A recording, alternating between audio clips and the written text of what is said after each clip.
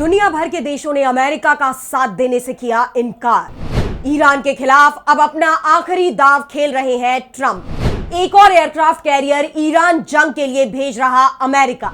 Iran के हमले से पहले ही 2 एयरक्राफ्ट कैरियर हो चुके हैं बर्बाद। ईरान के साथ जंग में अमेरिका बुरी तरह से फंस गया है। सहयोगी साथ छोड़ गए हैं। छोटे छोटे देश आंख दिखा रहे हैं। अमेरिका ने श्रीलंका से मदद मांगी थी, उसके फाइटर प्लेन को इमरजेंसी में उतारने की इजाजत दे दे, लेकिन श्रीलंका ने साफ कह दिया कि हम जंग में किसी के साथ नहीं हैं, इसलिए कहीं और चले जाएं। स्विट्जरलैंड ने भी अमेरिका को हथियार देने से साफ मना कर दिया है।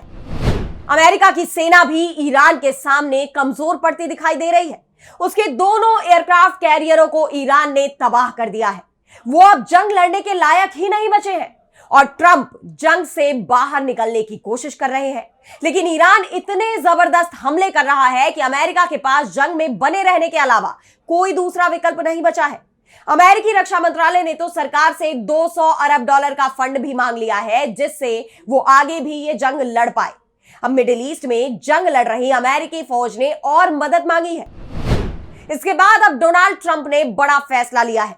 ये भी कह सकते हैं कि ट्रंप ने बड़ा दांव खेला है, लेकिन ट्रंप का यह दांव भी सफल होगा, इस पर भी सवाल बने हुए हैं और इसी पर आज हम अपनी स्पेशल रिपोर्ट में करेंगे बात। नमस्कार, मैं आराधना। तो शुरू करते हैं हमारी एक खास रिपोर्ट और बात करते हैं अमेरिकी राष्ट्रपति डोनाल्ड ट्रंप के एक और दांव की।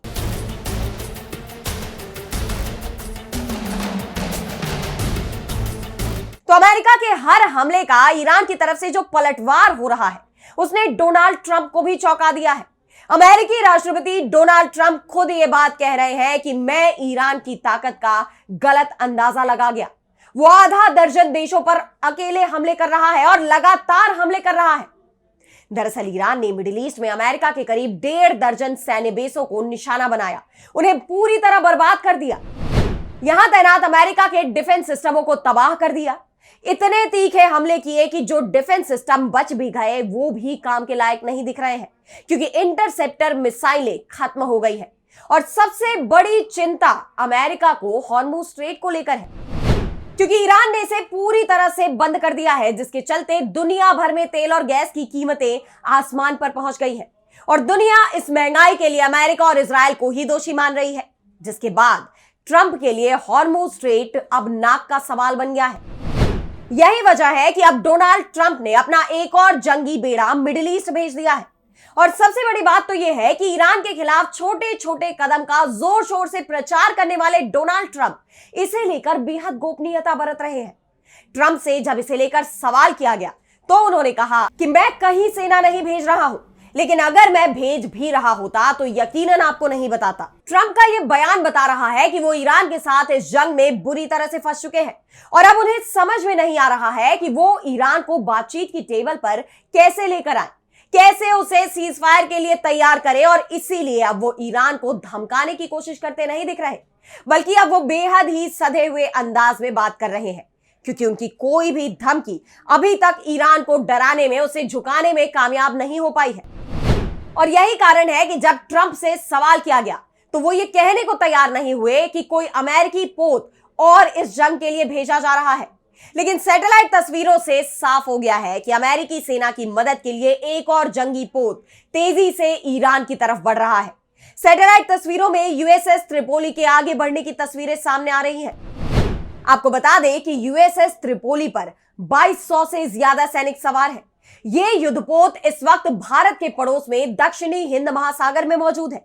इसके अगले सप्ताह ईरान के साथ जंग में शामिल होने की संभावना जताई जा रही है। अब हम बात करें अगर यूएसएस त्रिपोली की खासियत की, तो यूएसएस त्रिपोली पर अमेरिका की 31वीं मरीन एक्सपीडिशनरी यूनिट यानी MEU के 2200 सैनिक सवार है, जो जापान के ओकिनावा में तैनात है। यूएसएस त्रिपोली की लंबाई करीब 844 फीट और वजन 45,000 से 50,000 टन के बीच है। इस पर F-35B लाइटनिंग II जैसे आधुनिक stealth fighter jet, MV-22 osprey और अटैक हेलीकॉप्टर तैनात किए जा सकते हैं। CNN की रिपोर्ट के मुताबिक इन सैनिकों को जमीनी और हवाई लड़ाई, छापे, हमले और ऐसे एम्फीबियस ऑपरेशन के लिए ट्रेनिंग मिली है जिनमें जहाज से जमीन पर जाने की जरूरत पड़ती है। फॉक्स न्यूज की एक रिपोर्ट में दावा किया गया है कि पेंटागन यूएसएस त्रिपोली एआरजी को 31वीं मरीन एक्सपीडिशनरी यूनिट यानी एमईयू के साथ तैनात कर रहा है, जो उसके अपने स्ट्राइक ग्रुप का हिस्सा है। यह एक रैपिड रिस्पांस फोर्स है। एमईयू में जमीनी और हवाई दोनों तरह की लड़ाकू इकाइयां शामिल है। इसका मुख्य काम समुद्री मार्गों की सुरक्षा करना और जरूरत पड़ने पर जमीनी हमले के लिए सैनिकों को तैयार रखना है। इसमें लैंडिंग क्राफ्ट के लिए वेल डेक नहीं है। इस डिजाइन की वजह से इसमें एक बड़ा हैंगर है, ज्यादा एविएशन फ्यूल और विमानों के रखरखाव के लिए ज्यादा जगह भी मिल पाती है। द वॉशिंगटन पोस्ट से बात करते हुए अमेरिकी अधिकारियों ने कहा है कि ट्रंप की योजना अब ईरान के द्वीप पर कब्जे की है, खासतौर पर खार्ग द्वीप पर। इसे ईरान की लाइफलाइन कहा जाता है। ईरान अपने 90% तेल का निर्यात यहीं से करता है, लेकिन ट्रंप का यह फैसला पूरी दुनिया को मुसीबत में फंसा सकता है। 13 मार्च को जब अमेरिका ने खार्ग पर हमला किया था तो ईरान ने भी पलटवार करते हुए मिडिल ईस्ट में कई तेल रिफाइनरियों को निशाने पर ले लिया था, जबकि अमेरिका ने उस वक्त खार्ग में ईरान की तेल रिफाइनरियों को निशाना नहीं बनाया था, जिसके बाद ट्रंप को अपना प्लान बदलना पड़ा था। ऐसे में अब अगर खार्ग पर कब्जे की कोशिश की जाती है तो ईरान का भड़कना तय है, और जिस तरह से उसने मिडिल ईस्ट में रिफाइनरियों पर हमले शुरू कर दिए हैं, उसे वो और तेज कर सकता है। इसके लिए वो अपनी उन घातक मिसाइलों का भी इस्तेमाल कर सकता है जिसे अब भी वो इस जंग में इस्तेमाल करने से बच रहा था, या ये कहे कि जिन्हें उसने अभी तक हमले के लिए बचा कर रखा हुआ था। ऐसे में खार्ग पर अमेरिका के कब्जे की कोशिश पूरे मिडिल ईस्ट में बड़ा विनाश लेकर आ सकती है। वैसे सवाल तो ये भी उठ रहे हैं कि यूएसएस त्रिपोली कोई पहला एयरक्राफ्ट कैरियर नहीं है जिसे अमेरिका ने ईरान भेजा होगा। इससे पहले 2 और एयरक्राफ्ट कैरियर अमेरिका इस जंग में उतार चुका है, लेकिन दोनों के दोनों वापस लौट चुके हैं।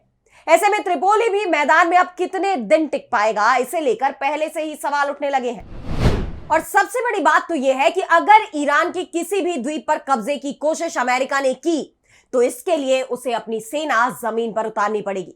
ऐसे में अमेरिका को भी भारी नुकसान हो सकता है, यानी अमेरिका का यह दाव उस पर ही उल्टा पड़ सकता है। और अगर ऐसा होता है तो फिर ट्रंप की कुर्सी के साथ साथ अमेरिका की भी किरकिरी तय मानी जा रही है।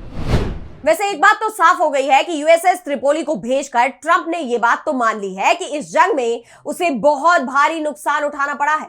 और जैसा कि ईरान दावा कर रहा था कि उसने अमेरिका के सैकड़ों सैनिकों को मार गिराया है और हजारों की संख्या में अमेरिकी सैनिक घायल भी हैं, वो दावा भी अब सच साबित होता नजर आ रहा है। और यही कारण है कि अमेरिका को अपने सैनिकों को बड़ी संख्या में भेजना पड़ रहा है।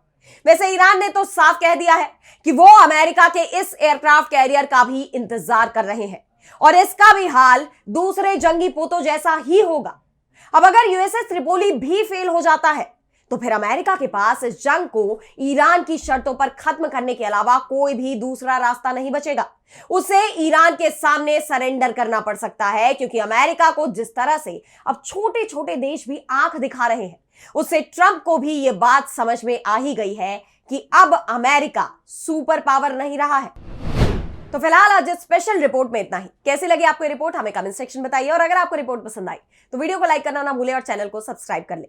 इसी के साथ मुझे दीजिए इजाजत, और देश दुनिया की तमाम बड़ी खबरों के लिए आप देखते रहिए डीबी लाइव। नमस्कार।